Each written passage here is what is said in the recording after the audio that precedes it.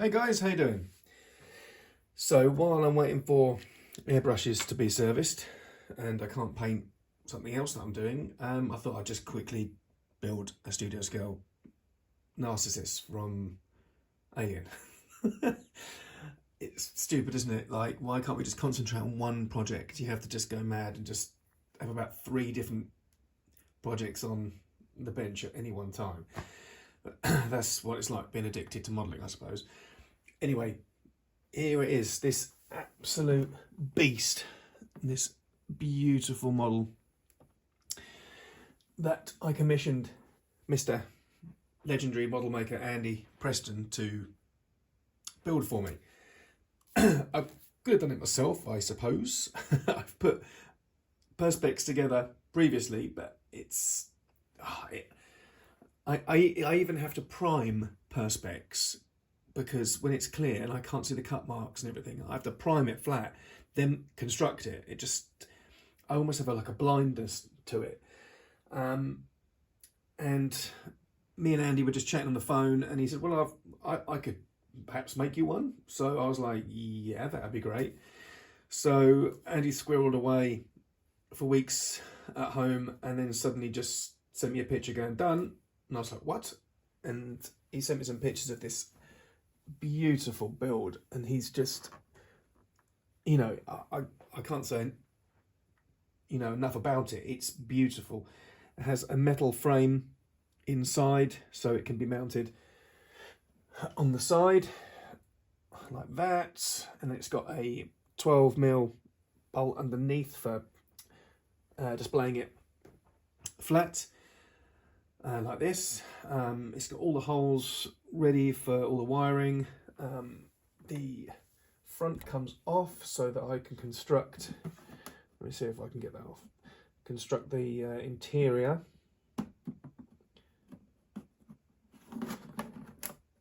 So the cockpit comes, or front comes off.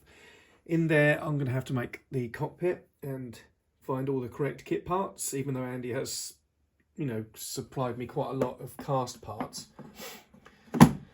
So, yeah, and I mean, there's bags and bags and bags of cast parts. I mean, I can show you, but it's just resin. He's done all the sides. They've been 3D printed and designed himself. So we've got the plugs that slide in to hide the side of the armature. And now I'm on the wonderful job of, it's actually quite therapeutic, of paneling the perspex up with the laser cut styrene. Now, working with laser cut styrene is great because it's all cut for you. But you get these, where the burn markers come in, you get erased edges. So you do have to give it a sand and flatten it down. And then once it's on, you still need to find the areas that are raised, so you can just give it another sand over. But I've just cut this intricate part out. And now I'm having to add these little rectangles in. Don't know if you can see them. But to get the spacing right, what I've done is cut them. So if we concentrate on this bit here, I've had to cut each panel out, then put them back in.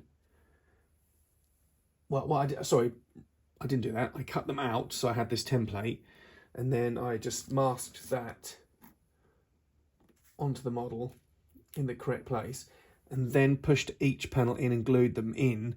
And then once they're all glued, I could lift that off and they'd be in the correct place. So you sort of use the outer cut of the styrene as your template. But yeah, this is how it's going at the moment, and I'm thoroughly enjoying it.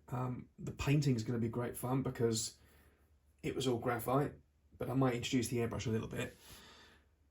It was just a white base coat, then all around the greeblies was just graphite powder and then rubbed off with a rubber, I think.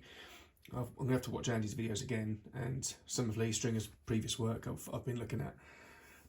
These are giants that have gone before me, and if it wasn't for them, I'd be just doing this blind, and that just wouldn't be something I could do. So many thanks to everyone that's gone before me. But this is, to me, this is the Falcon of the alien world. You know, the greeblies are fantastic. They're all similar greeblies that we're used to. All these sort of things that, you know, we've handled loads. These go underneath, under the engines. But the idea is I'm going to try and do at least 50% kit parts. I don't want to spend out again on more kit parts when I've got perfectly good resin casts here.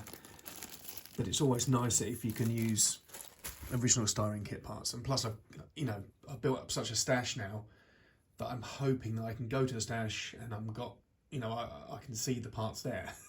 Famous last words, I know. I'll always end up buying more kits. You always do. But I'm hoping that 50% of these kit parts on here that can remain in styrene. So already I got to thank Graham for. I've sent away my 2 Tyrrell hoods. These are 1/12 Tamiya Tyrrell hoods, and I sent them away to another builder that was building one of these in the States, thinking, oh, I'm never going to build a Narcissus, it's fine. But lo and behold, I'm building one. So now, rather than, these are fine, once they've been cleaned up, you can use these, but thank you, Graham. He's sending me one of his Tyrrells hoods. But if anyone's out there that is not using their Tyrrell hood, I would really appreciate one chucked this way. I'll pay you for it, obviously, but I don't want to spend out on a brand new kit when I've got 2 kits sitting here just without the hoods. Anyway, that's studio scale modelling for you. But yeah, it's not Star Wars, but it's my other love, and that's Alien. So yeah, here it is. Okay, so this whole section, each one of these has been cut out already, which has left a sort of framework, like I said earlier on, like that. And now I've CA'd every single one of them down after sanding them all and taking the edge off. So fingers crossed, I can now just pull this whole panel off and they stay where they should be. So if I can just get that out.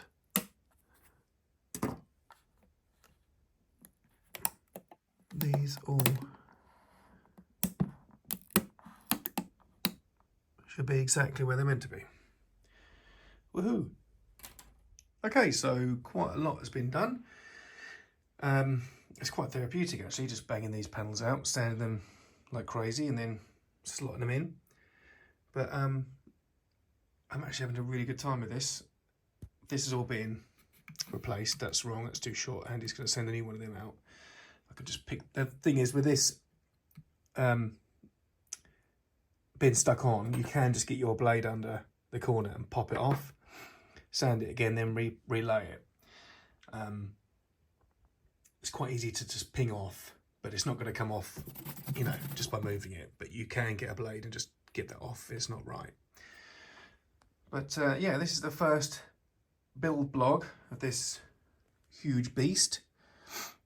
And then once I've got all the panelling on, I can do the underside and then start whacking the kit parts on, which is a really fun part. Cheers for watching, guys.